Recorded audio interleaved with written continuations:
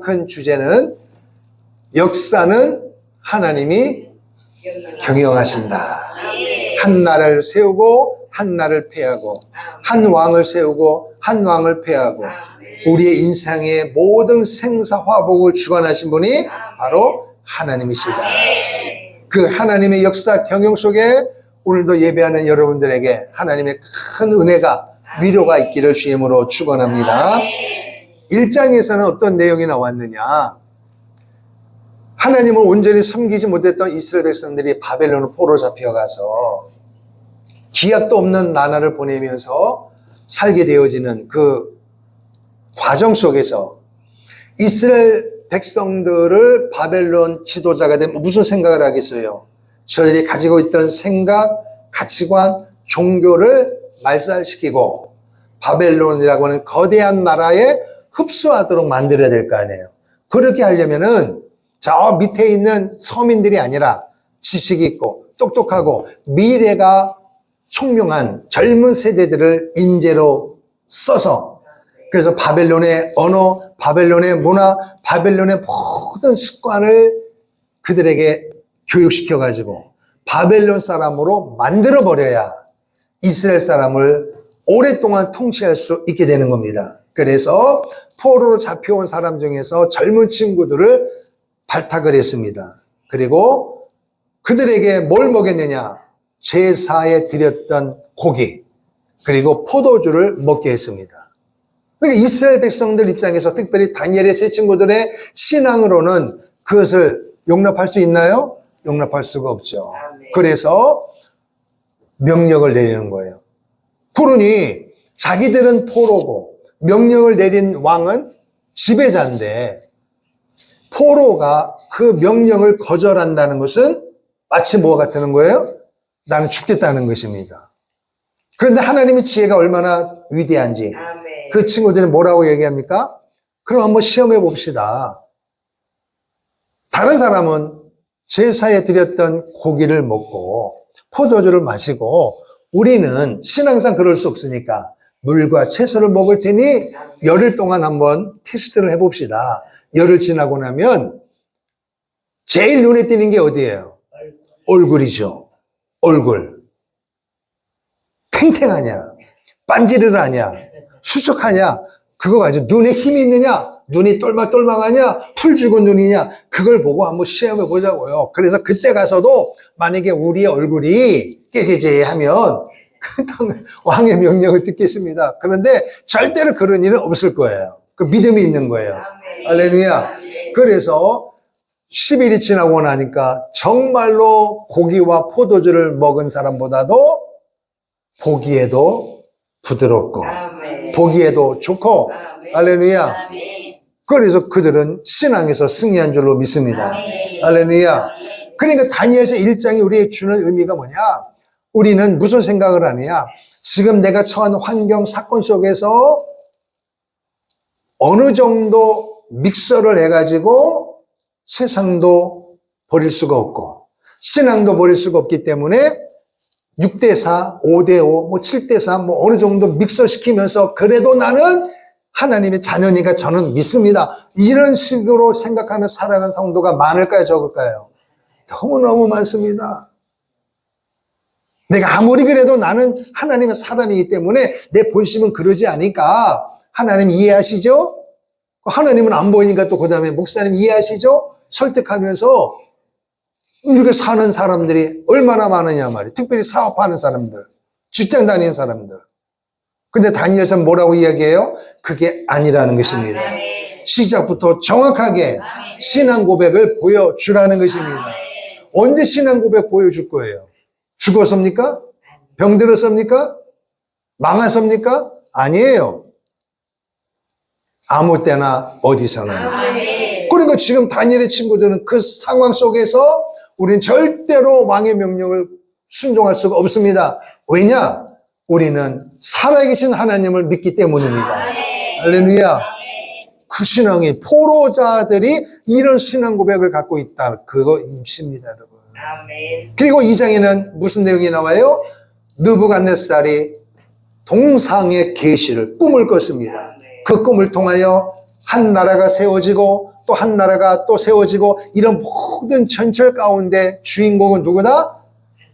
왕이 아니고 하나님이십니다. 이걸 보여주는 거예요. 그리고 3장에서는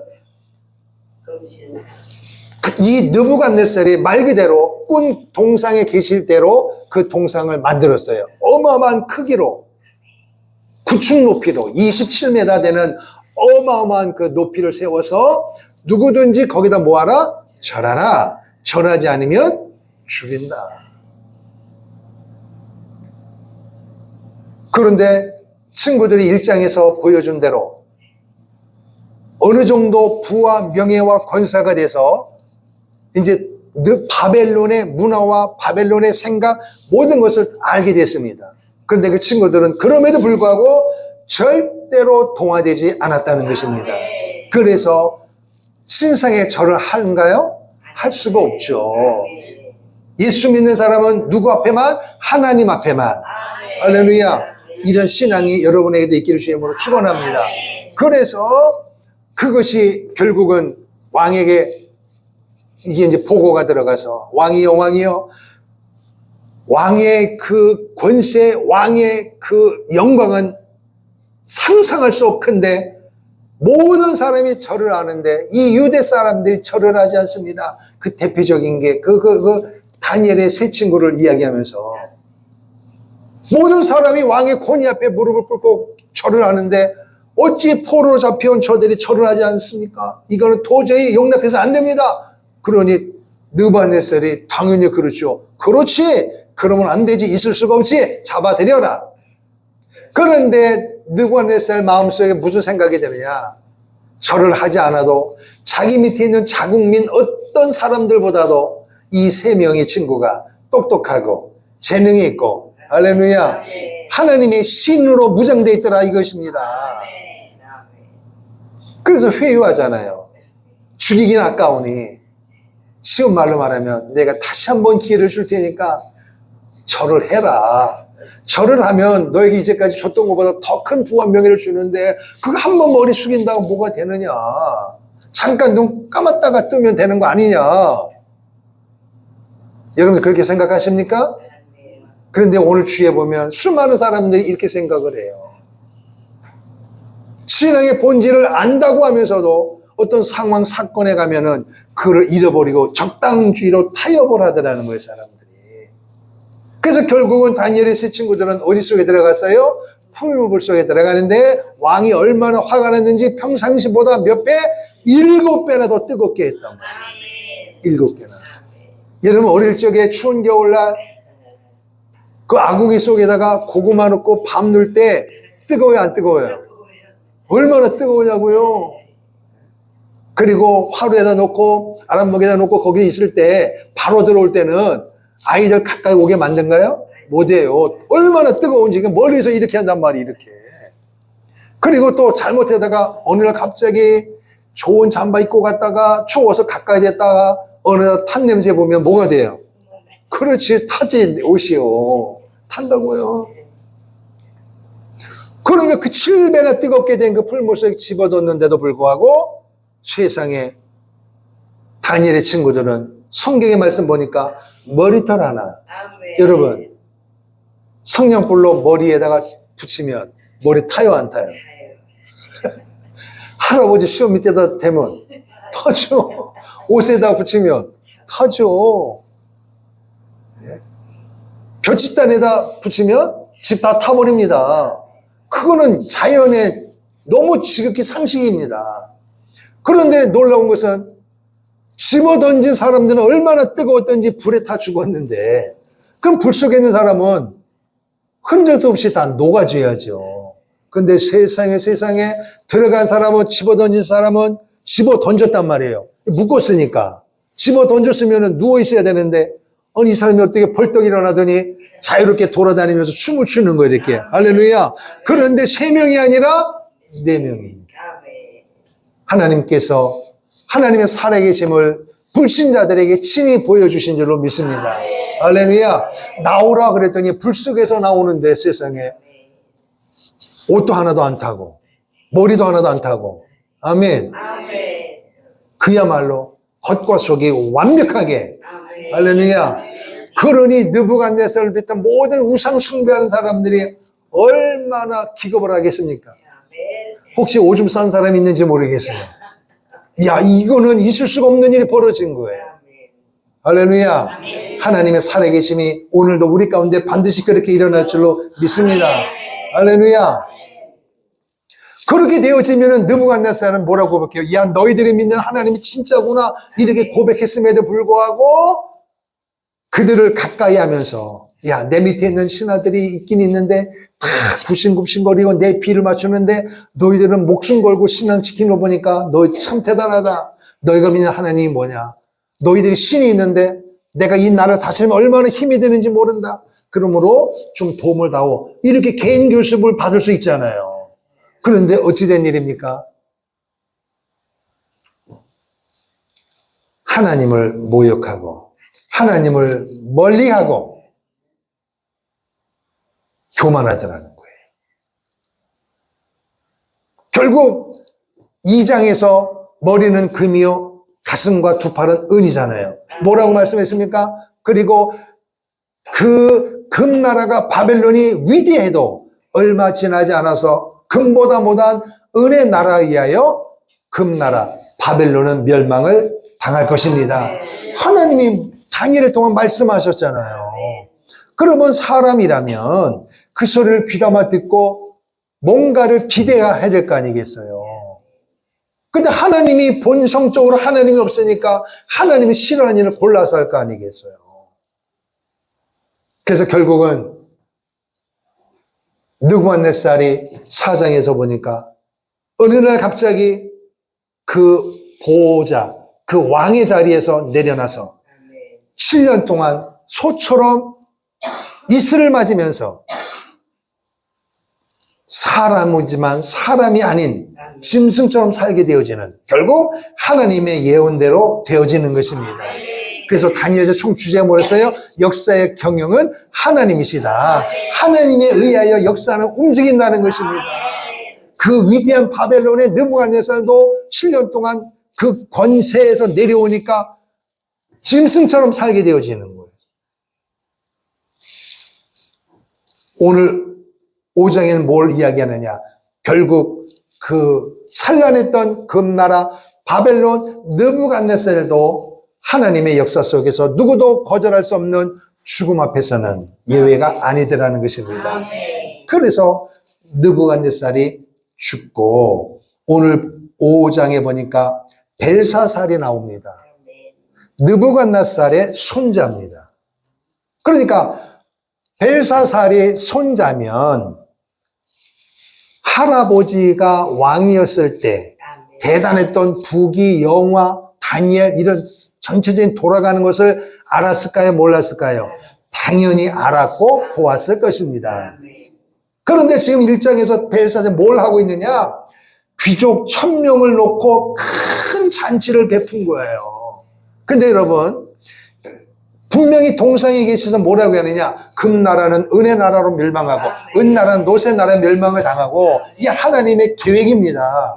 그럼 지금 이 5장에선 벨사살 왕이 돼가지고 1000명을 모아놓고 잔치를, 술잔치를 열었다 그랬어요. 1000명입니다. 어마어마합니다. 그러면 이 벨사살이 이 술잔치를 열었을 때 아무 근심 걱정 없고 그럴 걸까요? 아니에요.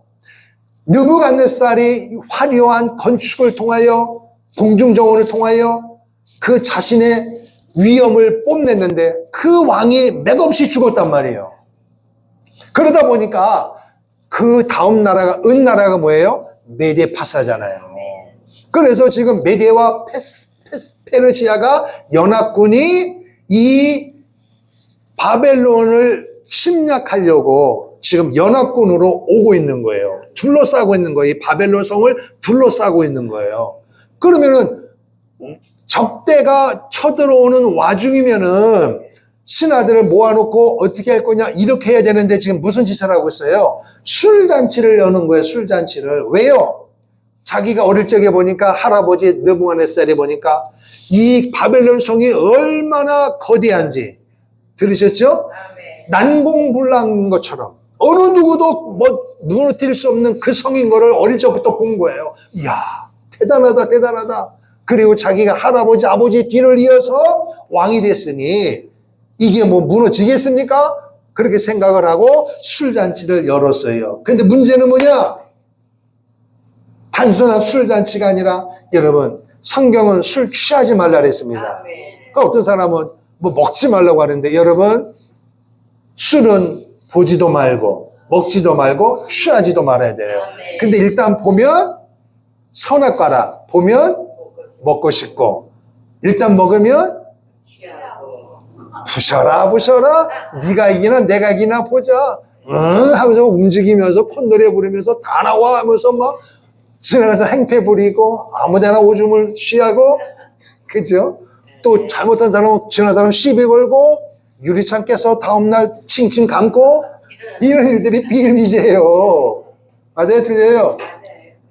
야야야야, 친구끼리 이렇게 친하다가 술 먹다가 기분 나쁘면은 그 속에 있는 말 하다가 욕하면서 결국 싸우다가 벽을 치고 유리창을 깨고 아파 하면서 병원 가가지고 이런 친구들이요, 너무너무 많아. 뭐 때문에 시작이 된 거예요? 술입니다.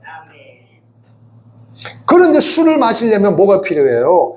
잔이 필요하잖아요. 그런데 이 벨사살이 얼마나 하나님의 진노를 받을 수밖에 없는 못된 짓을 하느냐?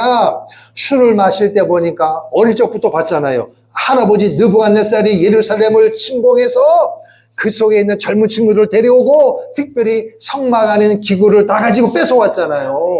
이거를 벨사살이 봤단 말이에요. 들었단 말이에요. 그러니까 가만히 생각하니까 자기는 할아버지 덕분에 숟가락만 얹어서 왕이 된 거 아니에요.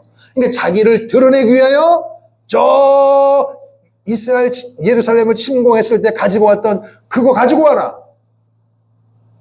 거기서 가지고 온 기구는 하나님 앞에만 예배해야 되고, 그것은 봐서도 안 되고 만져서도 아니 되는 것입니다. 그래서 실제로 이스라엘 백성들이 그걸 봤다가 죽은 사람이 얼마나 많으냐 말이에요. 그런데 당연히 벨사살은 신앙이 없으니까 모르는 거죠. 그러니까 취하니까 1000명이 있으니까 자기를 드러내야 될 거 아니에요. 자기 위세를 뽐내야 될 거 아니에요. 내가 비록 할아버지 덕분에 왕이 됐지만 내가 그래도 왕이야. 근데 가만히 밑에 있는 사람들 눈을 쳐다보니까 불신하는 거야. 그러니까 술 먹여놓고 자기를 드러내는 거예요. 그래가지고 그 성전 기구를 가지고 와라 해가지고 사람들을 돌리면서 술을 먹는 거예요. 그러니 왕의 명령에 거절할 사람이 어디 있겠어요. 그러니까 또 우리 옛날 여러분 영화를 보게 되어지면 그런 술잔치에 꼭 따라다니는 게 뭐예요? 춤을 추는 기녀가 있고 여인들과 함께 되어지고, 결국 술이 웬 술아? 술이 일단 들어가면, 내 눈에 띄게 되면 그 결과는 이미 나와 있습니다. 오늘 우리 주위에도 보면은 인간적으로 정말 냉철한 사람이 있습니다. 술 취하지 않냐고 다 자기를 지키는 사람이 있어요. 대단한 사람입니다. 그럼에도 불구하고 그 사람도 실수하는 것 중에 뭐냐? 그럴지라도 어느 한순간에 무너지는 거야. 이게 술의 약점입니다. 술을 이길 자가 누가 있겠습니까? 그러니 음란하고 음탕하고 하나님 앞에 예배할 때 사용되는 기구가 이렇게 사용되어지니 하나님이 진노할 수밖에 없지 않겠습니까? 그래서 한참 흥에 겨워했을 때 모든 사람들이 어느 한 구석을 쳐다보니까 세상에 뭐가 나오느냐? 얼굴도 안 보이고 몸도 안 보이고, 뭐만 보여? 손가락만 보여. 얼마나 기가 막히게 술을 건하게 취해가지고 얼굴 붉어져가지고 막 목소리도 꼬부러지고 그냥 막 네가 잘나니 목소리가, 술 취하면 뭐가 돼요? 목소리가 크니까 시끌시끌 하잖아요. 고상한 언어도 없고 다 맛이 강해지고 막 그러는데 벽에 보니까 손가락이 보이는데 손가락에서 글씨를 쓰더란 말이에요. 글씨를 쓰는데 뭐라고 되어 있어요? 메네 데겔 우바르신.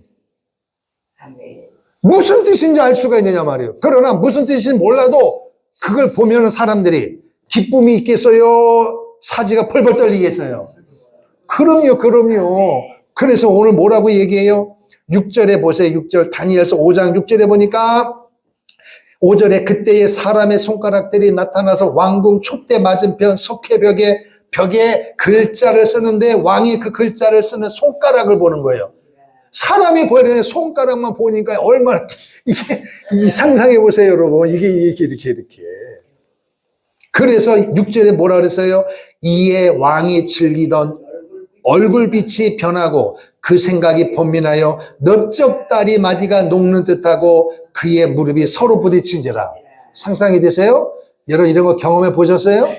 우리가 추우면, 밖에 추우면 조금 더 추우면 이렇게 발이 무릎 대면 톡 한두 번은 부딪히잖아요. 그러면서 몸이 아이고 추워. 이 정도지. 이거는 상상이 그 이상이란 말이에요. 얼굴이 사색이 되면서 다른 사람보다도 거기 온 사는 손님들보다도 제일 놀랄 자가 누구예요? 왕이지, 왕. 느낌이 다르단 말이에요, 느낌이. 이게 좋은 일이 아니라 나쁜 느낌이 있는 거야, 왕은. 왜? 마음 자체가 본인도 알잖아, 이거는. 그래가지고 생각이 번민하고 막 어쩔 수가 없으니까 왕이 소리 질러가지고 느부갓네살처럼 자기 밑에 있는 술객들을 다 불러서 뭐라고 얘기해요? 누구를 막론하고 이 글자를 읽고 이것이 무슨 뜻인지 해석하면 셋째 통치자로 세우겠다. 그러니 얼마나 이 벨사자의 마음이 어떤지를 알게 되는 거예요. 그런데 그 우상 숭배하는 그 신하들 중에서 이 글씨는 누가 하시는 거예요? 하나님이시잖아요. 1장부터 우리 계속 누가 주인공이에요? 사람이 아니라 하나님이 주인이잖아요. 하나님이 다니엘의 친구를 이기게 하시고 동상의 시도 해석하게 하시고 할렐루야. 그리고 풀물 속에도 하나님이 함께 동행하시고 느부갓네살이 짐승이 된 그 큰 나무의 환상도 보여주신 것이 하나님이 하신 거잖아요. 지금 전부 1장, 2장, 3장, 4장은 하나님이 주인공입니다. 5장도 글씨 쓰는데 하나님이 말씀하시는 거예요. 할렐루야. 그러니까 아무도 해석을 할 수 없는 거예요. 그래서 9절에 벨사살 왕이 크게 번민하여 얼굴빛이 변하였고 귀족들까지 가만히 보니까 왕이 죽게 생긴 것 같아. 얼굴을 보니까. 그런데 그 중에 왕비가 누구 소문을 들은 거예요? 다니엘을 알게 된 것입니다. 아멘. 그래서 다니엘을 부르면 이게 무슨 내용인지 알게 될 겁니다. 그래서 11절에 왕의 나라에 거룩한 신들의 영이 있는 사람이 있으니 곧 왕의 붙인 때에 있던 자로서 명철과 총명과 지혜가 신들의 지혜와 같은 자니이다. 느부갓네살 왕이 그를 세워 박수와 술객과 갈대아 술사와 점쟁이의 어른을 삼으셨으니 이렇게 되어 있어요. 그러니까 다니엘을 부르면 왕의 근심은 해결이 됩니다. 그래서 13절에 왕이 불렀습니다. 그래서 다니엘이 왔습니다.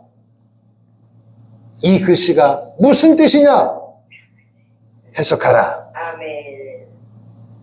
내가 신하를 불렀는데 아무도 못하는데 만약에 내가 이 글을 읽고 해석을 내게 알려주면 너를 이 나라의 셋째 통치자로 삼을 것이다. 그런데 다니엘이 보세요. 17절에 이렇게 이야기하네요. 그런 와중인데도 다니엘이 왕에게 대답하여 이르되 왕의 예물은 왕이 친히 가져세요. 왕의 상급은 다른 사람에게 주세요.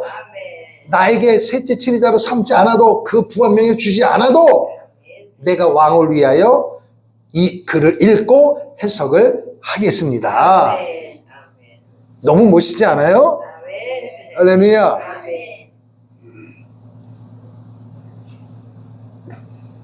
왕이 준 명예와 권세는 하나님의 신앙을 지키기가 어렵단 말이에요. 그러니까 나는 그걸 원치 않는다. 그래서 여러분 적어도 우리 예수 믿는 사람이 이런 자존심은 있어야 돼요. 부와 명예와 권세가 필요하지만 하나님의 은혜로 내가 공부하고 애를 쓰는 데서 하나님이 개입하심으로 이렇게 되어지면 되는데 뭔가 일을 통하여 불신자들로 인하여 얻어지는 것이면 결국 그게 뭐가 돼요? 올무가 된다니까 여러분. 아멘. 그러니까 대단하잖아 이 다니엘의 신앙이. 본받기를 축복합니다. 그래서 다니엘이 뭐라고 이야기하느냐면 19절을 보세요. 거기서 누구 이야기하느냐? 결국 다니엘은 알았습니다. 벨사살의 교만이 문제인 거예요. 그러면서 누구 이야기를 해요? 바로 왕이 교만합니다. 이러면 안 되니까 할아버지를 이야기하는 거예요. 할아버지 때도 그런 일이 있었는데 내가 그걸 해석해서 그래서 하나님이 낮추고 하나님께로 돌아오기를 기대했는데 20절에 뭐라고 해요? 그가 마음이 높아지며 뜻이 완악하여 교만을 행함으로 그 왕위가 폐한바되며 그의 영광을 빼앗기고 그리고 사람 중에서 쫓겨나서 그의 마음에 들짐승의 마음 소처럼 아멘 소처럼 그런 비참한 인생을 살지 않았느냐 그것을 왕이여 벨사살 당신은 그거를 보았지 않았느냐 그거잖아요. 그래서 22절에 보니까 다니엘이 말합니다. 벨사살이여 왕은 그의 아들이 되어서 이것을 알고도 아직도 마음이 낮추지 아니하고 도리어 자신을 하늘의 주제보다 높이며 그러면서 사람은 술잔치도 잘못됐지만 그게 술을 먹는 잔을 하나님 앞에 예배하는 그 기구를 가지고 했으니 이게 하나님 앞에서 복을 받을 수 있겠습니까? 그 뜻입니다. 그래서 하나님께서 진노하셔서 하나님이 뜻을 보여주신 것입니다. 그래서 그 기록된 글이 뭐냐고요? 메네 데겔 우바르신입니다. 그러니까 벨사살이 본 것이 모든 사람이 봤는데 이거를 벨사살이 멍청이가 아니에요. 근데 무슨 뜻인지 몰라. 무슨 글인지를 못 읽은 거예요. 그러나 느낌으로 알잖아요. 이거는 심상치 않단 말이에요. 그런데 다니엘이 메네 데겔 우바르신입니다. 이게 무슨 뜻이냐고요? 그러면서 해석을 해주는 거예요. 메네는 하나님께서 이미 왕의 나라를 끝나게 하셨습니다. 분명히 2장에서 뭐라 했어요? 금나라는 은나라가 메데파사잖아요. 메데파사에 의하여 멸망을 당하게 될 것입니다. 보여줬잖아요. 그것이 지금 이루어지고 있다는 거예요. 그러니까 지금 벨사살은 바벨론의 할아버지, 아버지가 짧게 왕을 했기 때문에 벨사살의 뒤를 이은 거예요. 그러니까 할아버지의 업적을 그대로 물려받은 것에 불과한 거예요. 그런데 이제는 그 나라가 망하게 될 겁니다. 그러니까 왕의 시대는 끝나게 될 겁니다. 그러면 금나라 다음에 뭐예요? 은나라가 임하게 될 겁니다. 그 이야기예요. 그러니까 왕의 시대는 끝났습니다. 메네 데겔. 데겔은 뭐냐? 왕을 하나님의 저울에 달아보니까 함량 미달입니다. 하나님은 불신자라도 한 나라를 세우고 한 나라를 펴는 게 하나님의 뜻이란 말이에요. 그래서 왕이 지금까지 한 모든 것을 하나님의 저울에 달아보니까 불신자도 하나님이 세우시는데 그 불신자일지라도 하나님의 저울에 달아보니 함량 미달입니다. 그래서 왕의 시대는 끝났습니다. 베레스는 뭐냐? 메네 데겔 우바르신의 복수예요. 그래서 왕의 나라가 나뉘어서 메디와 바사 사람에게 준바되었다. 다시 말하면 왕의 나라는 무너지는데 두 쪽으로 갈라집니다. 그러니까 결국 다니엘서 2장에 있는 동상의 계시가 그대로 이루어지는 거예요, 지금. 아멘. 그런데 그 이루어지는 과정 속에서 누가 나와요? 벨사살이 나와서 하나님의 진노를 받을 수밖에 없는 술잔치를 열므로 말미암아 그런 과정에 의하여 메데파사가 연합군이 돼서 바벨론을 무너뜨리는데 결국은 그 메데파사도 나눠진다. 이렇게 되는 거예요. 요걸 지금 아직 나눠지지 않은 거예요. 바벨론 금나라도 금신상이 있을 때도 지금 그 당시에는 바벨론이에요. 근데 그 바벨론도 은나라 멸망당한다는 아직 멸망을 당하지 않을 때에 하나님이 보여주신 거예요. 지금도 마찬가지. 아직 나눠지지 않았는데 지금 벨사살 술잔치를 열고 있을 때 그 성전, 바벨론 그 뒤에는 메데파사 연합군이 지금 무너뜨리려고 지금 진을 치고 있는 거예요. 아직 안 무너졌어요. 그런데 지금 메네 데겔 우바르신을 통하여 무너질 것이고, 그리고 무너뜨린 그 나라도 둘로 나눠질 겁니다. 이거를 다니엘이 해석을 했어요. 그랬더니 벨사살이 너무너무 좋아가지고 말한 대로 다니엘에게 자주색 옷을 입히고, 여러분 계시록 이야기할 때 자주색은 뭘 상징한다 그랬어요? 왕들이 입는 거예요. 교황도 자주색입니다. 아무나 자주색 입지 않아요. 그래서 사도행전에 보니까 바울이 복음을 증거하다가 자주장사 루디아를 만났잖아요. 옷감 장사. 아주 돈을 많이 번 거예요. 그래서 조서를 내려 셋째 통치자로 삼았습니다. 요거까지는 됐는데 이 30절에 뭐라뇨? 그날 밤이란 말은 뭐예요? 1000명을 모아놓고 잔치를 열고 자기를 드러내는 그 상황에서 벽에 글씨가 새어지고 사지가 떨리고 다니엘을 통하여 해석했는데 왕의 나라는 망할 것입니다. 그 밤에 하나님의 예언대로 갈대아 왕 벨사살이 죽임을 당하였고, 죽임을 당했다는 말은 피살당했다 그 이야기입니다. 그리고 메대 사람 다리오가 나라를 얻었는데 이렇게 되어 있습니다. 그래서 다니엘서에는 왕이 4명이 나와요.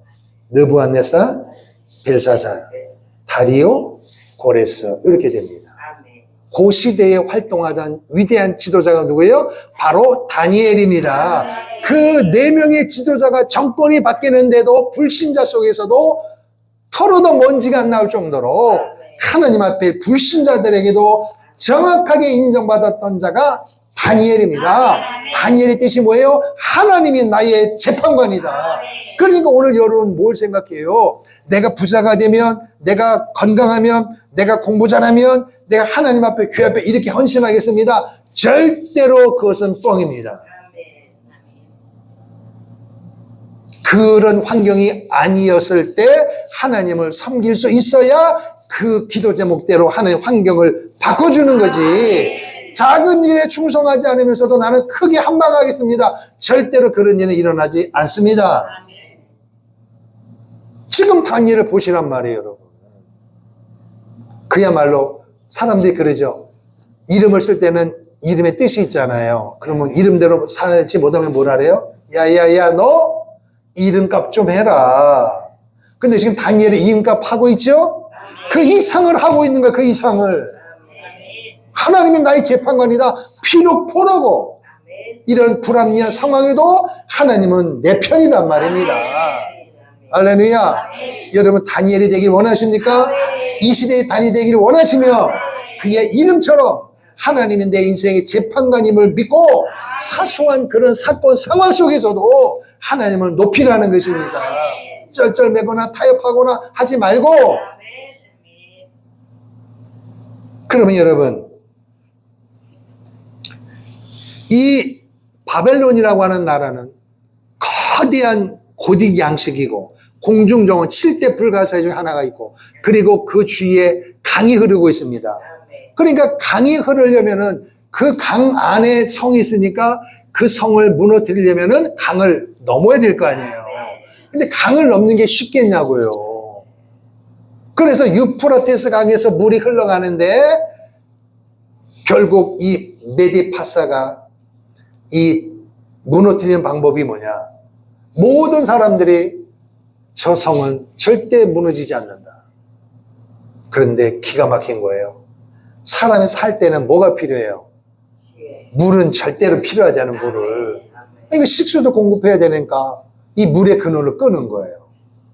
그러니까 이 강이 마르고 그 강을 통하여 그리고 그 성 안으로 들어가는 그 물 수입 통로를 딱 막아버린 거예요. 그래서 결국 그 통로를 통하여 수로를 통하여 들어가서 바벨론을 무너뜨리는 거예요. 사람이 볼 때는 절대 불가능해도 결국 뭐냐? 하나님의 역사대로 세워지고 무너지게 되는 것입니다. 그래서 벨사살을 하나님의 저울에 달았더니 함량 미달이더라. 그럼 여기서 오늘 여러분과 저는 오늘 여러분과 저가 우리는 하나님의 자녀라고 그래요. 그럼 이 하나님의 저울이 벨사살이 하나님의 저울에 달아보니까 함량 미달이다. 그러면 하나님께서 오늘 여러분과 저를 누구의 저울? 하나님의 저울이에요. 아멘. 시장에 가면 고기를 사고, 특별히 고기 살 때는 다 뭘 달아요? 저울 달아요. 그럼 우리는 그 저울이 뭐 0.5 몇백 그램을 뒤로 거꾸로 돌려놨는지 우리가 확인이 됩니까? 안 되고, 실제로 고깃집에 가서 한 근에 600g에 뭐 몇만 원 들면 그 고기 받을 때 저울 가지고 오세요. 진짜 왔는가 확인해요, 안 해요? 근데 확인한 사람이 가끔 있다 그러네요. 진짜 뭐 내가 확인하고 싶다. 그랬더니 무슨 소리냐고 벌떡 뛰는데, 아니 화를 내요? 아니면 아닌 거지. 그래서 아니면 내가 이 가게를 정식하다고 소문내려고 그래요. 그랬더니 갖고 오는데 손이 떨리더래.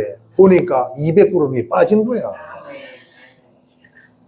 그러니 그렇다고 우리가 다 저울을 가지고 다닐 수도 없고 그냥 믿는 거잖아요. 그죠? 그런데도 나중에 가서 특별히 그 손님들 중에서 그쪽에 업계에 있는 사람들은 딱 보면 알잖아요.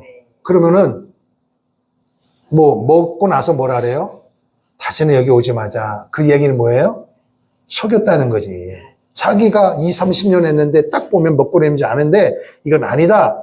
여기는 오지 마라. 이렇게 얘기하잖아요. 그럼 보통 사람은 저울이 없으니까 모르잖아요. 그러니까 우리는 그렇다고 여러분 플러스 200으로 올려놓은 가게는 있을까 없을까? 뒤로 하면 있지 앞으로는 안 할 거 아니에요. 그리고 우리는 그걸 모르니까 그냥 숫자만 보고 이렇게 믿잖아요. 근데 세상의 저울은 그거예요. 믿을 수가 없어요. 옛날에요, 어떤 목사님이 수산시장에 갔더니 문어를 샀어. 문어를 샀으면 문어가 크잖아요.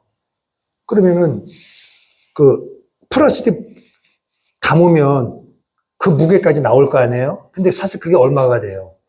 그런데 세상에 플라스틱 사이에 쇠가 있는 걸 본 거예요, 또 목사님이.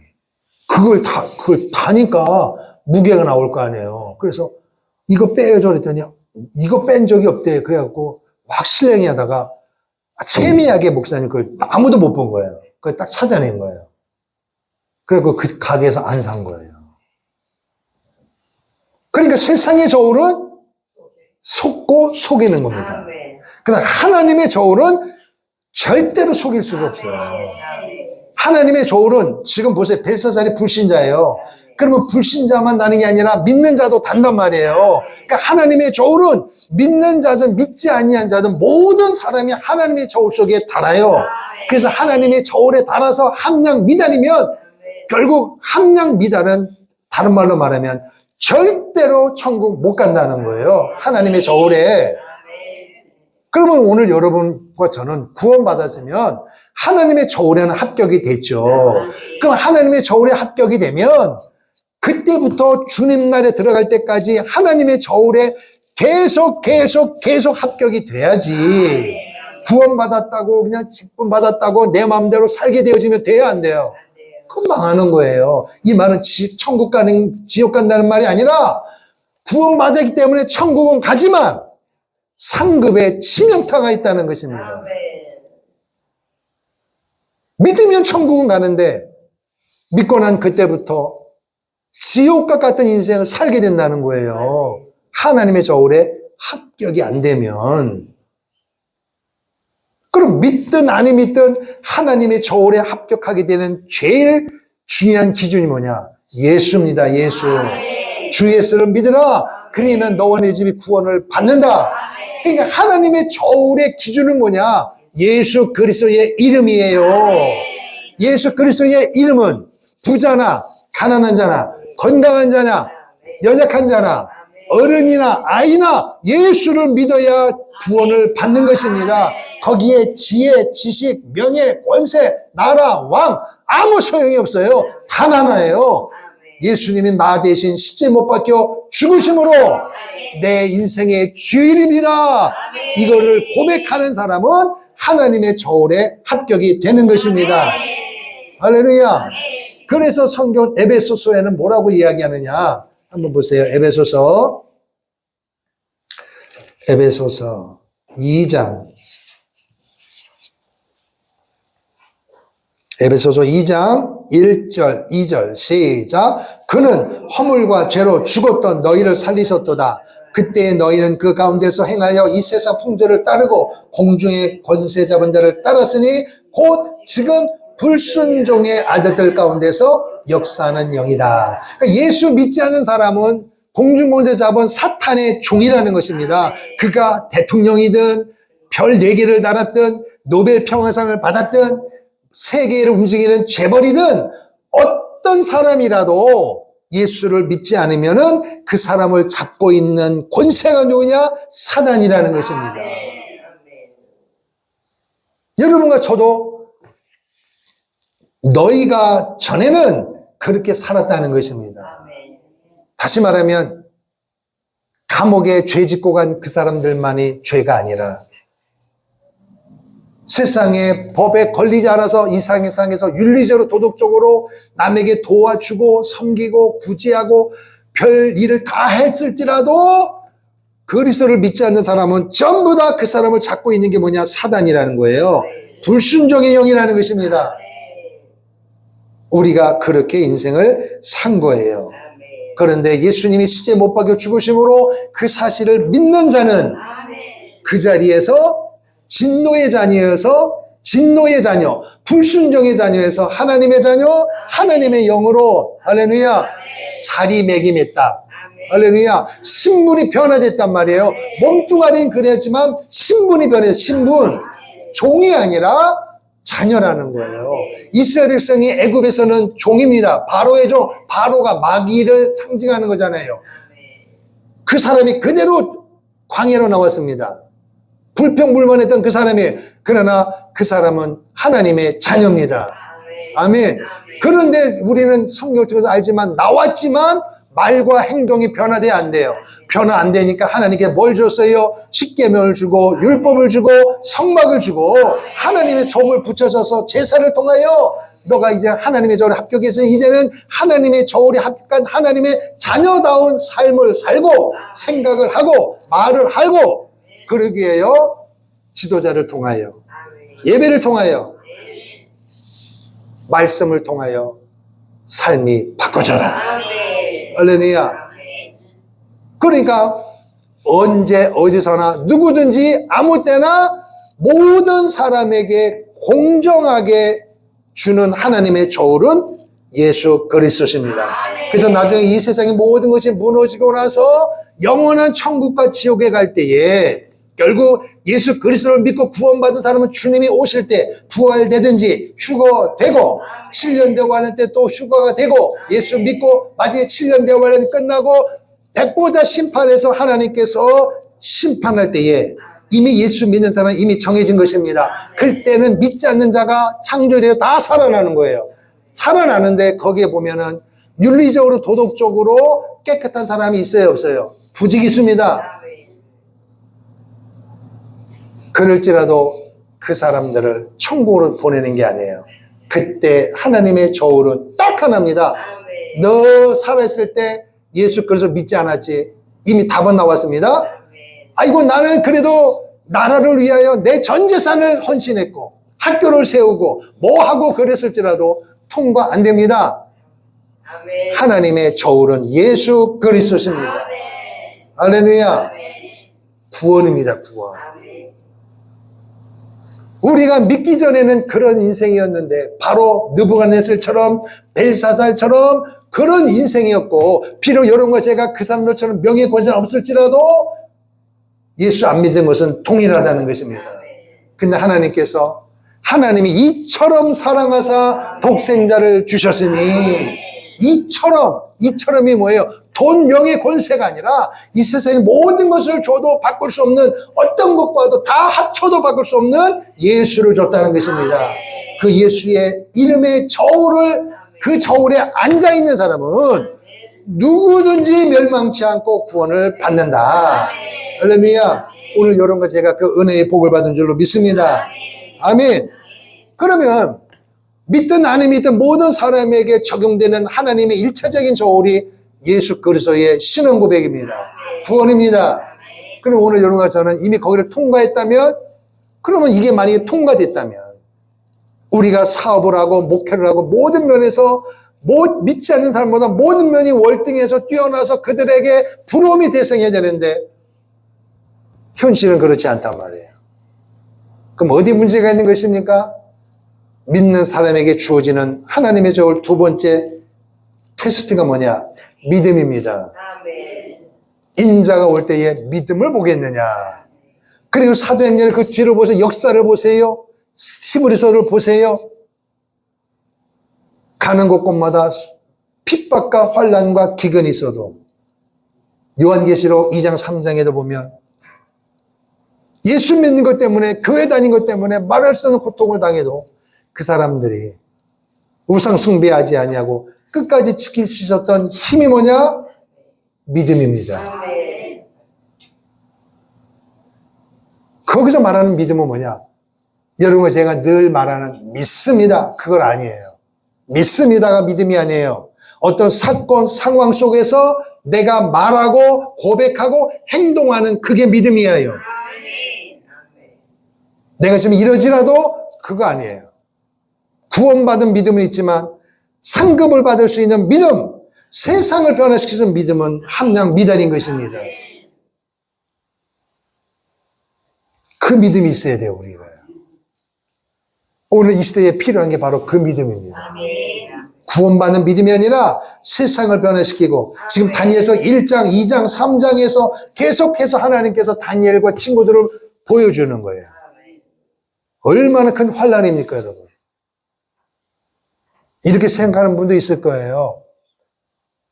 나라가 망했으니까 이 세상에서 내가 부를 쌓고 명예를 쌓으면 뭐가 문제냐?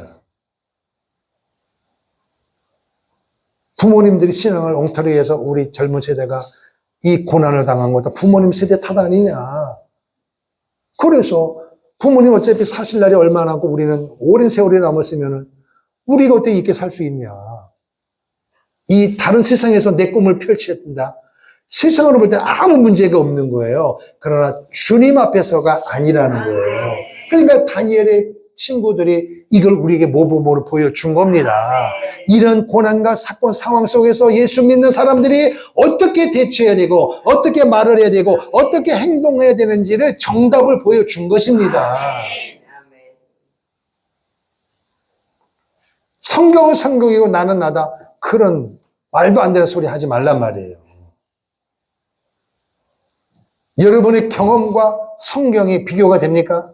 여러분의 지식과 여러분 주위에 있는 사람들이 말하는 것이 성경과 비교가 되느냐고요. 왜 자꾸 사람들이 성경보다 여러분의 경험과 지식과 주위 사람들을 위에다 놓습니까? 그게 하나님의 조언의 미달이에요. 내가 알기로는, 내가 듣기로는, 내가 본 바로는 그게 함량 미달입니다. 자꾸 마귀는 그 소리를 하게 만드는 거예요. 첫째, 구원의 문제에 합격했더라도 두 번째 하나님의 조언은 믿음입니다. 믿음의 점, 믿음. 인자가 올 때 믿음을 보겠냐면 믿음을 지금 대한민국 땅에서 정말 우리에게 요구되는 게 무엇입니까? 믿음입니다. 마지막 세 번째는 뭐냐? 거룩입니다. 따라합시다. 거룩. 거룩이란 말은 구별됐다는 거예요. 구별된 삶을 살라는 거예요. 믿지 않는 사람과 다르게, 확실히 다르게 살라는 거예요. 근데 오늘날 예수 믿는 사람들, 세상 사람들에게 볼 때 보세요. 교회 다니네, 목사님이네, 장로님이, 안주시네, 권사님이네, 역시 달라. 이런 소리는 옛날입니다. 옛날이에요. 도대체 예수 믿는 사람이 믿지 않는 것과 다를 바가 뭐가 있느냐, 이런 소리가 들리고 있잖아요. 그러니까 그 사람들이 교회를 두려워합니까? 교회를 이렇게 합니까? 얘야. 내가 아무리 봐도 내 주위의 사람들 보니까, 예수 믿는 사람 보니까, 그래도 예수 믿는 사람이 낫더라. 나는 비록 안 그래도 너는 교회 나가야 된다. 안 믿는 사람들이 이런 말을 하던 시절이 있었다니까요. 근데 지금은 믿는 사람들조차도 그 말을 못해. 야야, 너 절대로 예수 부인하면 안 되고 절대로 교회 떠나면 안 돼. 너 큰일 난다. 말도 못해요. 지금 믿는 사람도.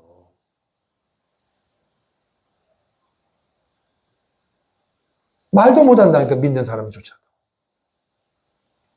성도님, 성도되어서 지금 우리가 이러고 있을 때가 아니에요. 교회를 위하여 민족을 위하여 우리가 기도해야 되고 하나 돼야 되고 말을 해야 되는데 말을 못해.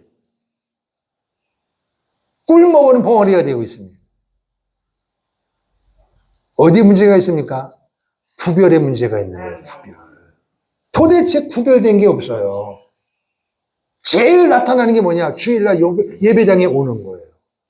몸뚱어리는 왔지 생각하고 말하고 행동하는 것이 구별이 안 돼요. 구별이. 고작 하는 말이 내가 알고 있는 교회 아무개도 내가 알고 있는 집분자도 그러는데 뭐 무슨 이야기입니까? 성경보다 사람을 높이고 있어요. 다니엘에서 강조하는 게 뭐랬어요? 역사의 경영자는 하나님이시라면 하나님.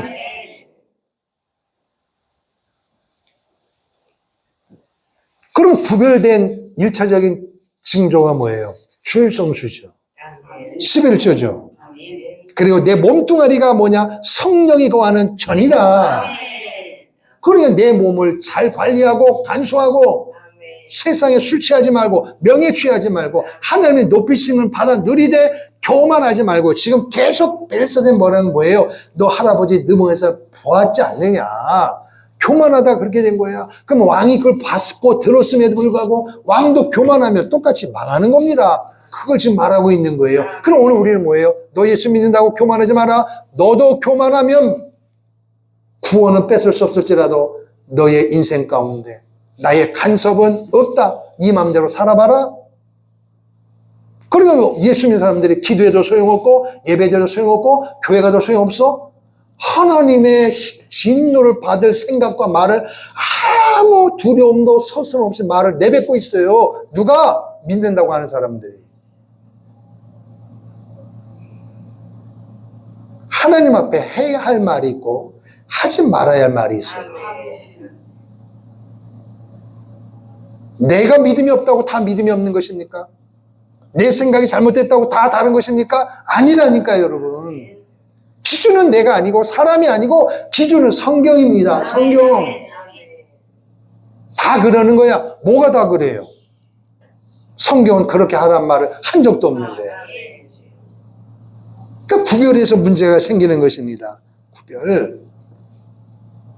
자, 예레미야 한번 보겠습니다. 예레미야 20장입니다. 예레미야 20장. 예레미야 20장. 결론입니다. 예레미야서 1081쪽.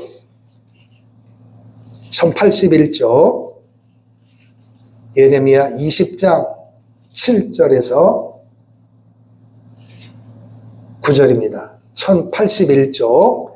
예레미야 20장 7, 8, 9절 시작. 여호와여 주께서 나를 권유하심으로 내가 그 권유를 받아 싸우며 주께서 나보다 강하사 이기셨으므로 나보다 강하게 이기셨으므로 내가 조롱거리가 되니 사람마다 종일토록 나를 조롱하나이다. 내가 말할 때마다 외치며 파멸과 멸망을 선포함으로 여호와의 말씀으로 말미암아 내가 종일토록 치욕과 모욕거리가 되매니이다. 내가 다시는 여호와를 선포하지 아니하며 그의 이름으로 말하지 아니하리라 하면 나의 마음이 불붙는 것 같아서 골수에 사무치니 답답하여 견딜 수 없나이다. 아멘. 예레미야 선지자는 눈물의 선지자입니다. 에스겔, 다니엘은 유다가 바벨론에 의해 멸망을 당하고 포로 잡히고 하면서 거기서 활동하던 시기예요. 근데 예레미야는 유다가 바벨론에 의하여 멸망을 당하기 전에 선포한 하나님의 선지자예요. 그러니까 다니면서 뭐라고 얘기하냐? 오늘 우리가 하나님 앞에 너무너무 잘못 살아서 구원받은 하나님의 사람으로서 구별된 삶을 살지 아니함으로 말미암아 하나님의 진노를 받게 됐습니다. 나라가 망합니다. 바벨론 네, 항복하는 것이 우리 민족이 사는 길입니다. 바벨론에 항복해야 합니다. 그럴 때 여러분 같으면 그 말을 받아들이기 쉬워요? 지금 나라가 위기입니다. 나라가 망합니다. 백성들이 무슨 소리냐? 똑같은 거죠. 그래서 결국은 예레미야의 말을 받지 아니하므로 바벨론이 들어와서 초토화시키고 사람을 죽이고 성령 기명을 빼앗아가고 예루살렘이 초토화됐습니다. 예레미야가 눈물로 외쳤는데도 안 받아들인 거예요. 그러니까 이 예루살렘 이스라엘 백성들이 예레미야 선지자를 보고 요즘 말하면 목사님이 돼갖고 미쳤네 미쳤어. 기도는 하고 하나님 우리를 도우시면 이래야 되는데 망합니다. 순리대로 받아들여야 합니다. 그러니까 예레미야를 막 욕하고 조롱하고 그 이야기예요. 내가 말할 때마다 파멸과 멸망을 선포함으로 하나님이 내게 말씀하셨습니다. 그렇게 말할 때마다 사람들은 예레미야를 향하여 치욕하고 모욕하고 침뱉고 매를 대고 심지어는 감옥에도 가뒀다니까요. 그런데 예레미야 예언대로 그렇게 됐습니다. 그런데 그때 예레미야가 그렇게 말을 외치는데도 사람들이 깨닫지 않으니까 9절에 뭐라고 얘기하냐. 내가 다시는 예레미야의 마음이요. 그래서 하나님께서 예레미야야 예루살렘 거리를 돌아다니면서 내 마음에 합한 한 사람만 있어도 내가 망하지 않겠다 그랬어요. 그런데 예레미야는 그 한 사람이 없는 거예요. 그러니까 예레미야가 외칠 때마다 예레미야를 동조하고 예레미야에게 힘을 주고 그런 사람이 아무도 없고 전부 다 욕하는 거예요. 할 말이 있지. 어떻게 나라가 멸망을 당하고 어떻게 우상 숭배하는 나라한테 항복하냐. 이게 말이 되냐 하면서 막 욕하고 조롱하고 잘못됐다. 정신 이상된 거 아니냐. 사람 취급을 안 하는 거예요. 그래서 예레미야가 뭐라 그래요? 내가 다시는 여호와를 선포하지 아니하며 그의 이름으로 말하지 아니하리라. 아무도 예레미야를 격려하거나 다시 말하면 예레미야 선지자님 기도하겠습니다. 기도할게요. 그렇게 됐으면 좋겠네요. 이런 사람이라도 있으면 좋겠는데 아무도 없으니까 스스로 고백하는 거예요. 다시는 내가 말하지 않겠다. 나가서 고백하고 나오면은 돌아오는 멸시, 천대, 조롱, 완전 외톨이가 되니까. 그래서 돌아오면서 기도할 때마다 다시는 내가 말하지 않겠습니다. 다시는 말하지 내 혼자만 끙끙 앓고 눈물로 기도하겠습니다. 그렇게 결심을 하는데도 예레미야 마음이 뭐라고 고백하느냐? 그렇게 결심을 했는데도 불구하고 나의 마음이 불붙는 것 같아서 골수에 사무쳐서 답답하여 견딜 수가 없다. 오늘 이 대한민국의 이 상황에서 오늘 여러분과 제가 어떤 마음을 가져야 되느냐? 이 마음을 가져야 된다고요. 자식, 돈, 명예, 부흥, 권세 좋아요. 그러나 나라 망한다는데 나라가 망하는데 무슨 의미가 있냐 말이에요. 근데 대다수 예수 믿는 사람들이 반응이 못해요. 예레미야 시대하고 똑같다니까 여러분. 있는 사람은 도망갈 궁리만 하고 있는 사람은 달러로 바꾸고 금으로 바꾸고 엉뚱한 생각을 해요. 믿는다고 하면서도. 도망간들 하나님이 그냥 놔두겠습니까 여러분? 다 빼앗기지. 아멘. 결국 하나님을 모르는 거야. 하나님을 모르는. 그 생각이면 그 마음이면 하나님 앞에 회개해야죠. 아멘. 이 마음이 있어야 될 거 아니에요. 이 어쩌다가 세워진 나라인데 이 지역이 됐냐면서 가슴이 답답하여 생각만 하면 답답하여 견딜 수 없는 마음을 가지고 외쳐야 된다. 말해야 된다. 3.1절에는 이 믿음이 있어야 된다. 이 소망을 가지고 외쳐야 된다는 거예요, 여러분.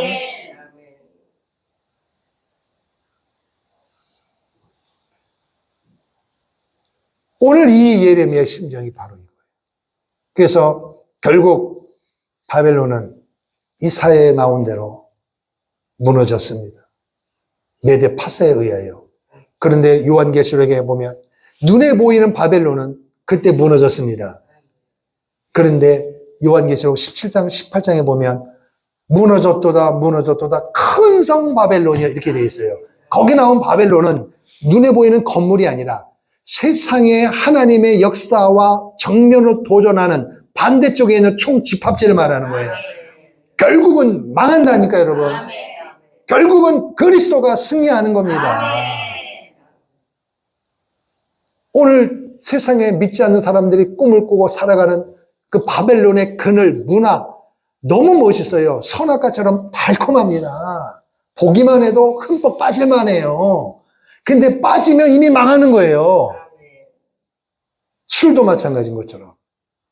그리고 화려했던 바벨론 공중정원 칠대불가사의 하나님이 계획대로 무너집니다.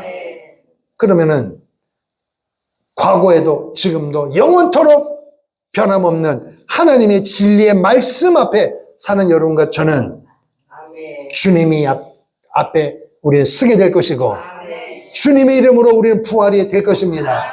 그분의 심판대 앞에서 상급을 받을 것입니다. 그러니까 오늘 우리의 현실이 힘들고 어려워도 이 모든 것은 뭐냐?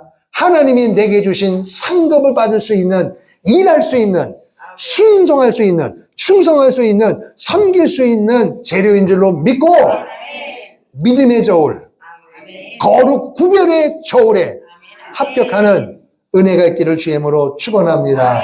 주의 이름으로 축원합니다. 아멘.